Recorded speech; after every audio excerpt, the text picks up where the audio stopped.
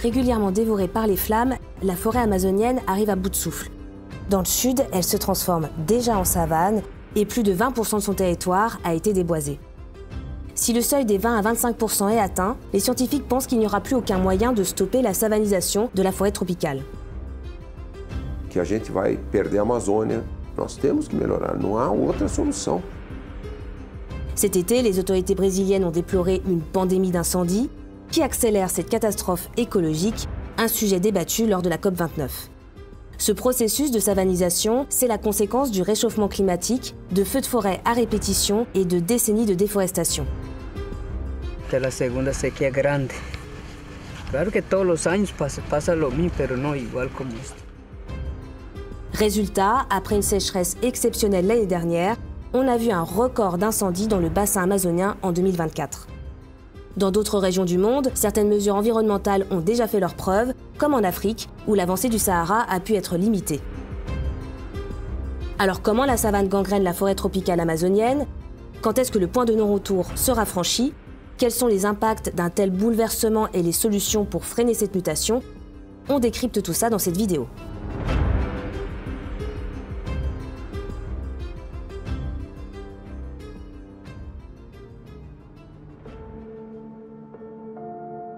Cet été, le ciel s'est assombri autour de l'Amazonie.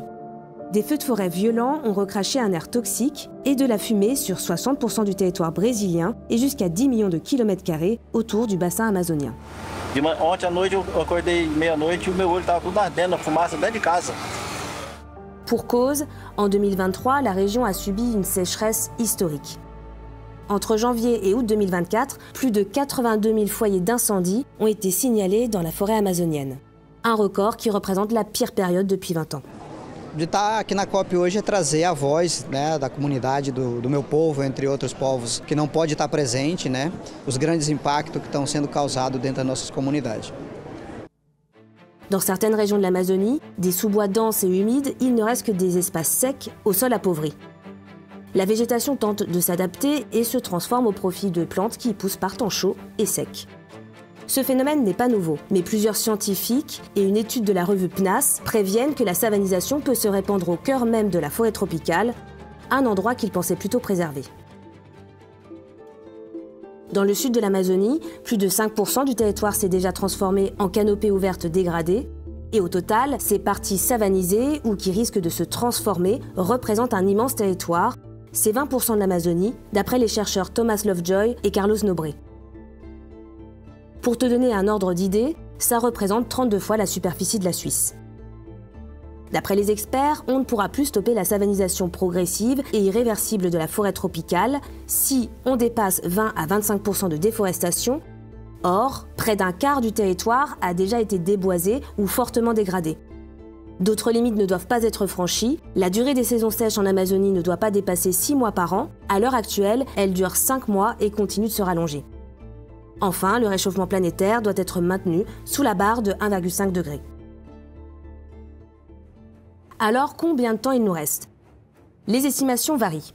À ce rythme, la chercheuse brésilienne Luciana Gatti, climatologue à l'Institut national brésilien de recherche spatiale, estime que la bascule est sur le point d'être passée, puisqu'en 2021, ses études donnaient encore 5 ans avant la savanisation irréversible de l'Amazonie. Le prix Nobel et climatologue brésilien Carlos Nobre pense que dans le pire des cas, il nous resterait une décennie. Dans le meilleur des cas, le point de non-retour se produirait aux alentours de 2050. Même estimation pour les experts de l'ONU, qui ont toutefois prévenu que la bascule pourrait arriver bien plus tôt, sans pouvoir définir une date précise. Face à l'épuisement des forêts d'Asie et d'Afrique, un espoir, le pillage de l'Amazonie. La Suisse utilise chaque année 90 000 mètres cubes de bois tropicaux. Quant aux forêts de l'année prochaine, elles n'ont aucune chance, car leurs bois, pour 1984, sont déjà cotés en bourse. En Amazonie, premier sanctuaire de la biodiversité mondiale, l'activité agricole et industrielle s'est intensifiée au cours de la seconde partie du XXe siècle, provoquant une déforestation massive de la forêt tropicale. Et avec des chiffres records. Par exemple, depuis que tu as lancé cette vidéo, l'équivalent de 50 terrains de foot ont déjà été détruits, soit environ 35 hectares. sur toute l'année 2023, c'est presque la totalité de la superficie de la Suisse qui a disparu. Le réchauffement climatique, la déforestation et les incendies entraînent un cercle vicieux au point où la forêt amazonienne devient elle-même un allié de sa propre destruction. Regardons de plus près ce processus. L'Amazonie représente le régulateur climatique le plus important au monde. Elle abrite un quart des espèces mondiales et comprend 50 à 70% de la biodiversité présente sur Terre. On y trouve près de 400 milliards d'arbres et des millions d'animaux, des espèces de la faune et de la flore dont une grande partie sont encore inconnues de la science occidentale. Certaines espèces sont uniques, comme le dauphin rose, ou très rares, comme le perroquet ara rouge. Et la forêt amazonienne, c'est aussi l'un des derniers refuges du jaguar, une espèce en voie d'extinction. Cette forêt tropicale regorge aussi de ressources naturelles indispensables, avec 15 à 20% de l'eau douce de la planète, des ressources minières comme l'or, le cuivre, le tantale ou le fer, et aussi des végétaux uniques aux vertus médicinales, comme les plantes anticancéreuses. Ce riche écosystème joue aussi un rôle de poumon vert. La végétation produit une quantité importante d'oxygène et en même temps, elle retient des milliards de tonnes de carbone ou CO2, ou l'équivalent des émissions de toutes les voitures dans le monde pendant 25 ans. Cette captation, elle est essentielle car elle limite la hausse des températures dans le monde, et puis elle permet l'équilibre des écosystèmes et nous préserve ainsi de nouveaux virus. A degradação florestal gera risco de epidemias e pandemias. Quando a gente pega ebola, HIV, todos vieram de degradação da floresta tropical da África. Mais l'Amazonie subit les conséquences de l'activité humaine destructrice, en particulier à cause des activités agricoles, de l'exploitation minière et de l'urbanisation. Résultat, à partir du moment où la forêt est déboisée et brûlée pour ses activités, elle libère ce carbone et devient au contraire un émetteur massif de CO2. Au cœur de ce cercle vicieux, le processus de savanisation s'aggrave et joue un rôle inquiétant à mesure que le temps passe. Si on défriche en grande quantité, on change le climat. Si cela continue, nos enfants assisteront à la disparition des forêts tropicales. Et nous aurons alors une savane, mais sur une terre bien plus pauvre que dans le centre du Brésil. Alors, comment la savanisation opère en Amazonie ? La hausse des températures et la déforestation provoquent un assèchement local, ce qui intensifie sécheresse et incendies. Ce mécanisme savanise les territoires qui deviennent secs et accélèrent à leur tour hausse des températures, sécheresse et incendies. En parallèle, les perturbations climatiques affaiblissent la croissance de la végétation qui devient plus vulnérable aux incendies. Tout ce processus anéantit davantage la capacité de la forêt à retenir l'émission de carbone et au contraire augmente sa diffusion.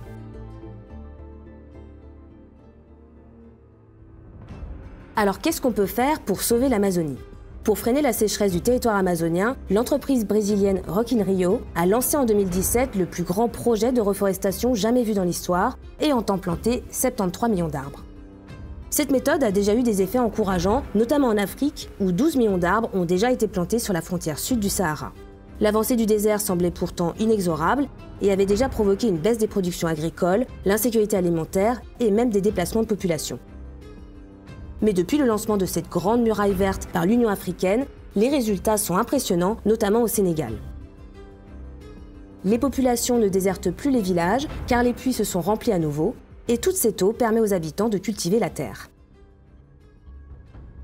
Les gouvernements de certains pays d'Amérique latine peuvent aussi changer la donne.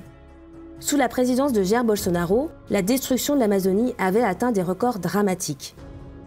Mais depuis le retour au pouvoir de Lula da Silva, plusieurs mesures environnementales ont été menées et les premiers succès sont déjà visibles.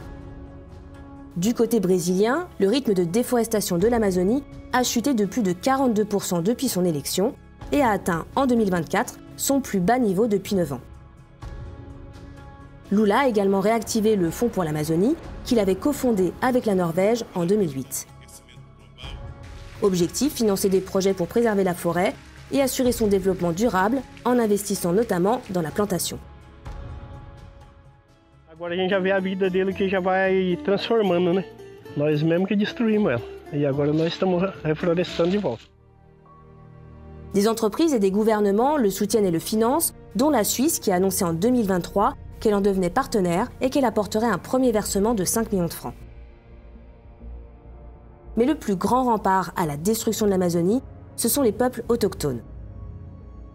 En effet, ces communautés ne pratiquent généralement pas l'élevage intensif et n'utilisent pas de grosses machines agricoles. Ils exploitent la forêt d'une manière durable. Ces populations dénoncent la destruction de la forêt tropicale et revendiquent leurs droits sur leurs terres. A cura da terra, a tal chamada justiça climática, ela só vai ser alcançada passando pela sabedoria dos povos indígenas. Selon les données du collectif de recherche Map Biomasse, les terres autochtones reconnues par le gouvernement brésilien ont perdu seulement 1% de leur végétation en 30 ans, entre 1990 et 2020. C'est 20 fois moins que dans les zones privées. Au niveau mondial, s'ils représentent à peine 5% de la population, les peuples autochtones protègent 80% de la biodiversité présente sur Terre. Et tu t'en doutes, les forêts tropicales les mieux préservées au monde se trouvent dans des zones autochtones protégées.